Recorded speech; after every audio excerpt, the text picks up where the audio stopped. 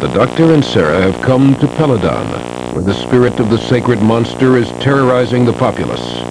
The Doctor, in his attempt to help Queen Calira, will find there is more involved than just the monster of Peladon.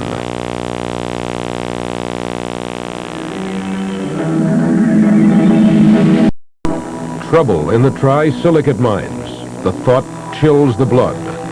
Or is it the proximity of the Ice Warriors? Join us for the denouement next Sunday evening at 11. He was just the greatest thing on earth. I mean, he was the hero of heroes. He was Harry Houdini, a man who...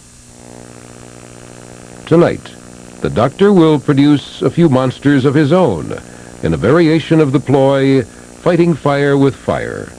How he does it will be revealed anon in the conclusion of The Monsters of Peladon. Remember the blue crystal the Doctor found on Metabellus 3 and gave to Joe Grant?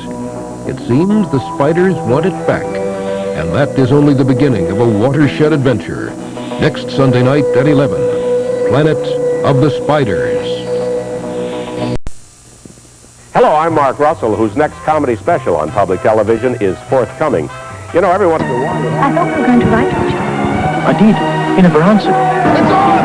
The war is on! We're in it! 1915, coming in July on Channel 11. Today's programming on Channel 11 is made possible in part by Thompson Vacations. Thompson takes the care. You're free to enjoy yourself. Hi, my name is Terry. I'm a subscriber to Channel 11, WTTW, Chicago.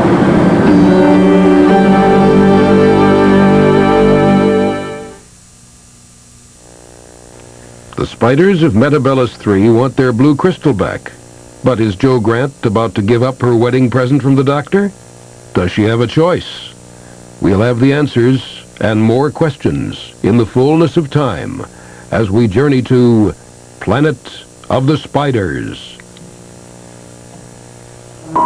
Next week, the Doctor confronts the Great One with devastating results to both. A Tibetan monk will facilitate a regeneration, and we all know what that will mean. Don't fail to be here next Sunday evening at 11 for the conclusion of Planet of the Spiders. Hi, my name is Greg. You're watching Channel 11 WTTW Chicago.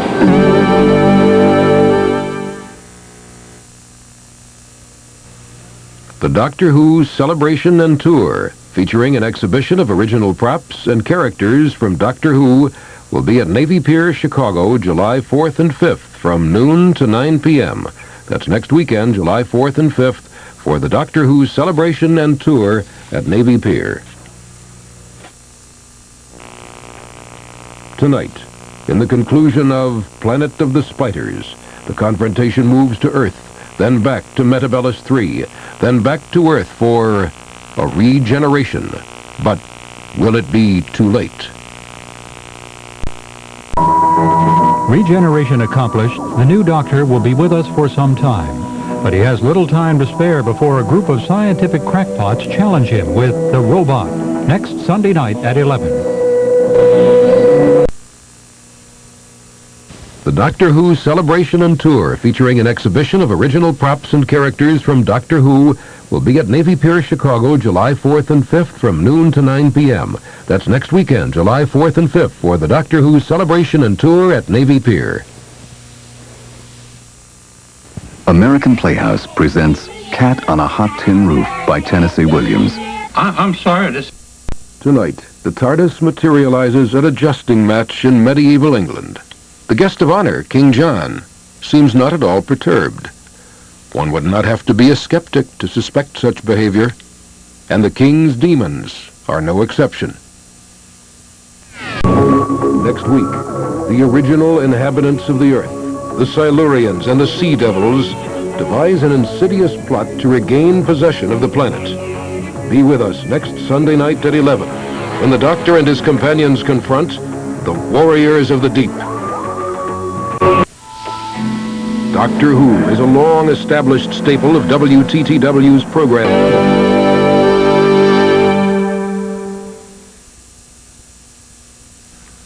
It is the year 2084.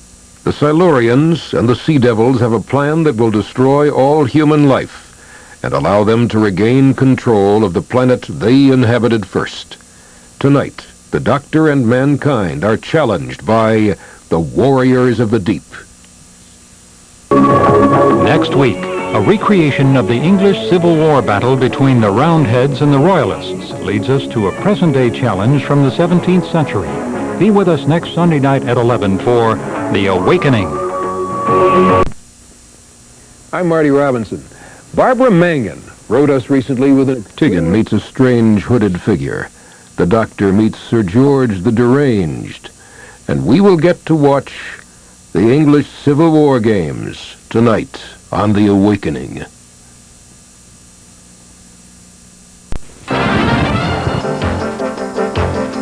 This year.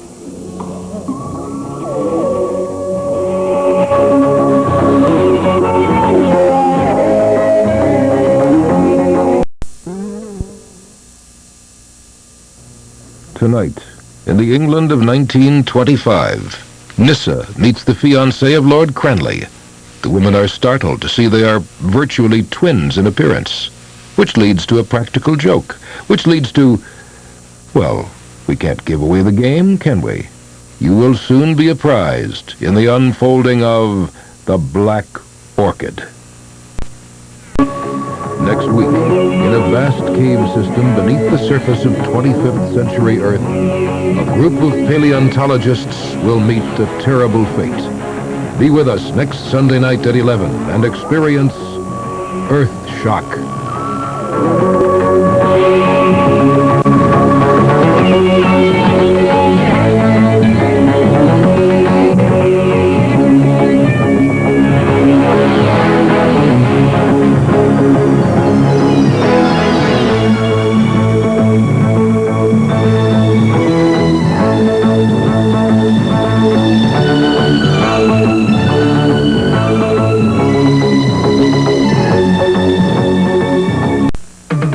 This year, you can win one of more than 600 prizes in the biggest ever Channel 11. A group of paleontologists hopes to find, in a vast cave system, answers to what brought the dinosaurs to extinction. The response to their quest is swift and brutal, as we will learn to our horror in Earth Shock.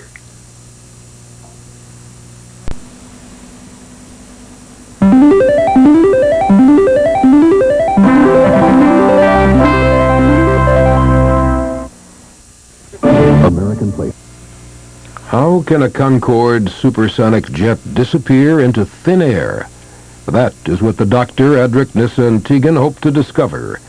You're welcome to come along as an observer on Time Flight. Hi, I'm Marty Robinson. The Doctor, condemned to termination? How is that possible? The incredible story is about to be told in The Arc of Infinity. The planet of Deva Loka is but the first stop for the Doctor and his companions next week, and the second stop won't be much fun either.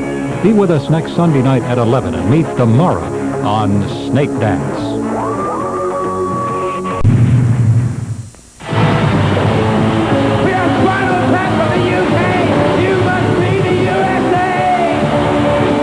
They're loud, they're raucous, they're legends in their own minds. They give music a bad name. They're Spinal Tap. Now, during the Flower People period, who was your drummer? Stumpy's replacement, Peter James Bond, he also died in mysterious circumstances. Dozens of people spontaneously combust each year. It's just not really widely reported. Right. Yeah. They found a permanent home at the bottom of the charts. I've told you 100 times to put Spinal Tap first and Puppet Show last. It's a morale builder, isn't it? We've got a big dressing room though. So, what? We've got a big dressing room. Oh, we've got a bigger dressing room than the Puppet Show. That's the impression. Rob Reiner's irreverent rockumentary, Tuesday at 9.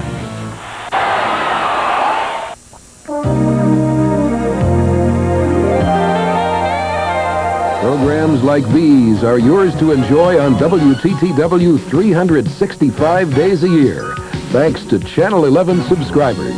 To subscribe, call toll-free 1-800-237-1100 or send a check to Pledge Free August, Box 1100, Chicago 60690. Remember, for $40 or more, you'll receive the exciting new 11 magazine.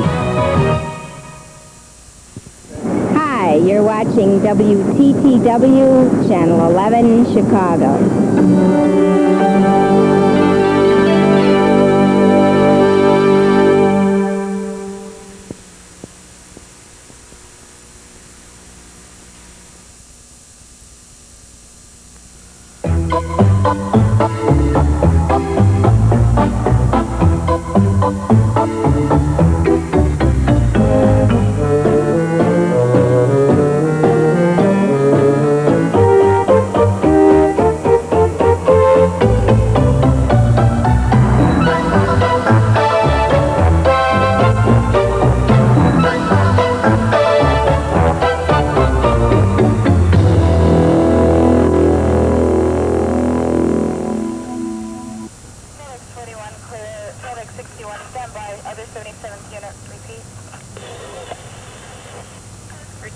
Our lives had started to seem dull for a while, for both of us.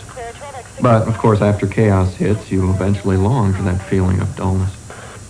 Oh, why does it take chaos to make us appreciate dullness? I have trouble saying no. Most women do, I think. It's not pleasing or something. Anyway, Jim said to me he got a letter from someone he'd known in high school. And she said in the letter that she was going to be in our neck of the woods. And I hate that phrase, neck of the woods. But, of course, I didn't say anything. And could she maybe drop by to reminisce about old times? And wouldn't that be fun for me, I thought. But, of course, I didn't say anything. I don't know. I thought it might be kind of fun to mull over the old high school days, you know. Prom, high school paper. I was the editor. Oh, won't this be fun, I thought. So, said to Marcia, I said, what do you think, honey? Would you mind if Wanda Friedrichsen gave us a visit? No, darling, I wouldn't mind. I'm sure it'll be fine. Why couldn't I have said what I felt? Of course not, you fool. Why do I want to meet some old girlfriend of yours and be bored to death with tired old stories when I'm desperate to be in my bed, unconscious, thinking and feeling nothing? Why didn't I say that? And Marcia really didn't seem to mind, so we made arrangements for Wanda to visit. I mean, it might have been fun. In high school, Wanda had been quite a looker. I'll get it, honey. It must be Wanda. Wanda? Jim. Oh, Jim. Hello. I'm Marcia, Jim's wife. Oh, hello. Nice to see you. I was just so excited at seeing this guy. Hey, guy. Hey. How you doing? I'm fine. Wanda? Were you expecting someone else? No, it's just, didn't she used to be blonde? Yeah, and I didn't used to be fat either, okay?